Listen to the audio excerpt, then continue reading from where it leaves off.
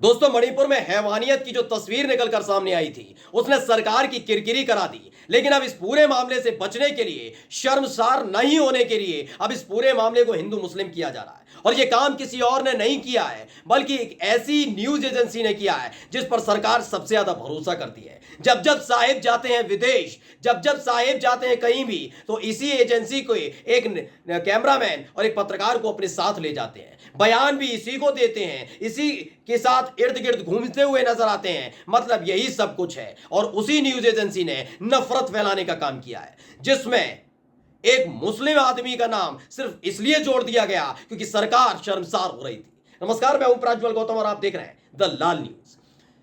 इस दौर में लगातार क्यों कहा जाता है गोदी मीडिया, आज आपको एक तस्वीर दिखाने जा रहे हैं।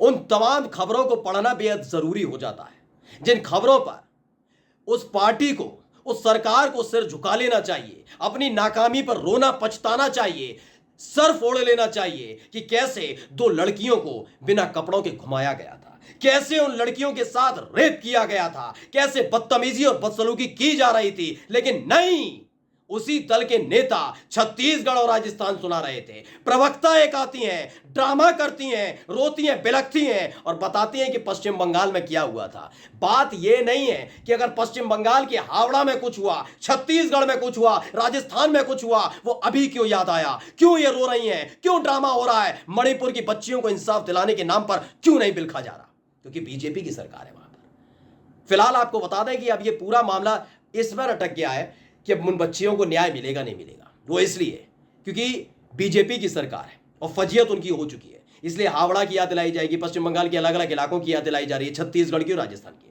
लेकिन नया तड़का तो मीडिया ने लगाया भाई, वही मीडिया जो जी हजूरी में लग जाती है, साहिब के जूते साफ करने में लग जाती है, जूते के तल्ले उन्हीं के अपना ईमान बेच रखा है और खूंटी पर टांग रखा है जमीर।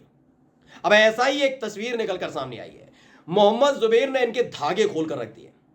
वे वो फैक्ट चेकर है जिनके नाम पर बिलबिला उठते हैं वो तमाम अंधभक्त जो बार बार साहिब के नाम के कसीदे गढ़ते हैं, जो बताते हैं साहिब है तो मुमकिन है। लेकिन जब जब इस आदमी ने नफरत की पोल खोली तब तब बिलबिला उठे। फिलहाल मोहम्मद जुबैर ने एक ट्वीट किया है और वो ट्वीट पढ़ना जरूरी होता है। ये एक एएनआई की जो एडिटर इन चीफ है उनके नाम का एक ट्वीट है। उन्हीं के ट्वीट को रिट्वीट करते हुए उन्होंने लिखा है और इसमें लिखा है कि एक ट्वीट किया गया उनकी तरफ से, जिनका नाम है स्मिता प्रकाश, एएनआई की हैं। उन्होंने लिखा कि जब एक ट्वीट किया गया उसे थोड़ी देर बाद डिलीट कर दिया गया और ये बाद में पता लगा कि जिस तरीके से मामले में ट्वीट करके हिंदू मुसलमान करने की कोशिश की जा रही थी, दरअसल वो अलग मामला था। अब आपको मामला विस्तार से बता देते हैं। दरअसल जो ट्वीट किया गया था, जो उन्होंने अपने ट्वीट में संलग्न किया है, उसमें यह दिखाने की कोशिश की, एएनआई ने ट्वीट किया, उन्होंने बताया कि जो मणिपुर में दो महिलाओं के साथ हैवानियत हुई, उनको बिना कपड़ों के घुमाया गया था, दरअसल उसमें गिरफ्तारियां शुरू हो चुकी हैं।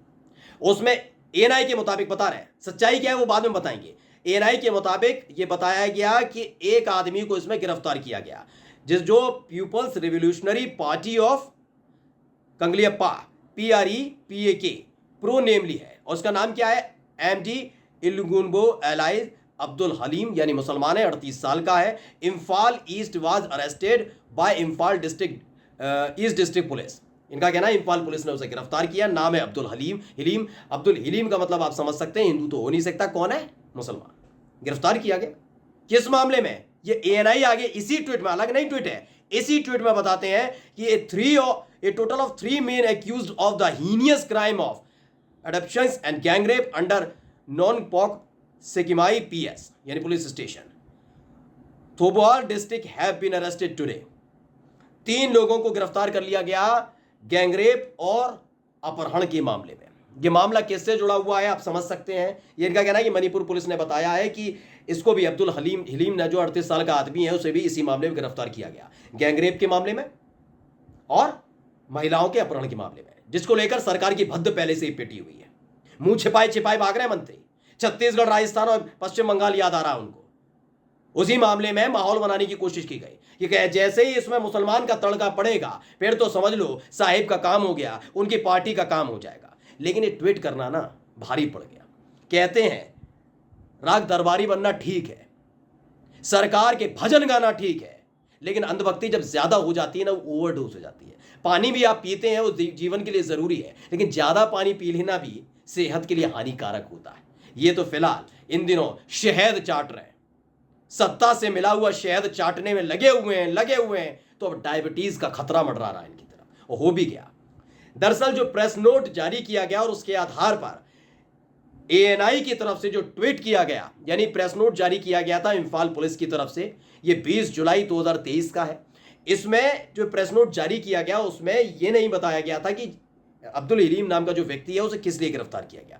दरअसल एक कोई भी आप जैसे देखेंगे, अगर उत्तर प्रदेश में रहते हैं तो लखनऊ पुलिस की तरफ से शाम के करीब एक प्रेस कॉन्फ्रेंस बुलाई जाती है पुलिस की तरफ से, और दिन भर में अलग अलग जगह, चाहे वो एटा, अलीगढ़ या फिर प्रयागराज, कहीं पर भी अलग अलग जगह जो घटनाएं होती हैं, बड़ी बड़ी घटना, उस पर जानकारी दी जाती है। प्रेस नोट भी जारी कर दिया जाता है, वो सामूहिक प्रेस नोट होता है। ये नहीं कि प्रयागराज में जो गुंडा पकड़ा गया था वो अलीगढ़ में घटनाक्रम, नहीं, अलीगढ़ की घटना अलग है, प्रयागराज की घटना अलग है, इसकी घटना अलग है। वो सामूहिक घटना को वो जो होता है ना, घटनाक्रम होता है उस दिन जो वारदातें घटती हैं, उस पर एक सामूहिक प्रेस कॉन्फ्रेंस ब्रीफिंग होती है। ऐसे इम्फाल पुलिस की तरफ से दी गई। उन्होंने बताया पॉइंट टू पॉइंट 7 पॉइंट्स हैं जो 20 जुलाई को प्रेस नोट जारी किया गया था इम्फाल पुलिस की तरफ से। इसमें अलग अलग घटना थी। एक तो बताया गया था कि किस तरीके से माहौल बिगाड़ा जा रहा था, उसको लेकर कितनी गिरफ्तारियां हुई, साथ ही जो गैंगरेप की घटना हुई, जिस तरीके से महिलाओं को बिना कपड़ों के घुमाया गया और उसके बाद उनके साथ रेप किया गया, गैंगरेप किया गया, उसको लेकर क्या कुछ पुलिस ने किया, इम्फाल की पुलिस ने। साथ में इसमें एक चौथे नंबर का जो है वो बिल्कुल वही है जो एएनआई ने ट्वीट किया है, यानी दूसरे नंबर का और चौथे नंबर का ट्वीट को मिलाकर इन्होंने एक ट्वीट खबर बना दी। यानी दूसरे नंबर पर जो लिखी हुई थी वो खबर थी गैंगरेप से जुड़ी हुई, जिस पर भद्दे पिट रही है सरकार की और पार्टी की। उसमें जो दोनों महिलाओं को घुमाया गया था और उसके अलावा कपड़े उनका गैंगरेप किया गया था, उसमें क्या कार्रवाई हुई वो दूसरे नंबर पर लिखा हुआ है, जिसमें बताया गया है कि 3 और लोगों को गिरफ्तार इसमें कर लिया गया। इस पूरे मामले में पूरी कहानी बताई है इम्फाल पुलिस की तरफ से।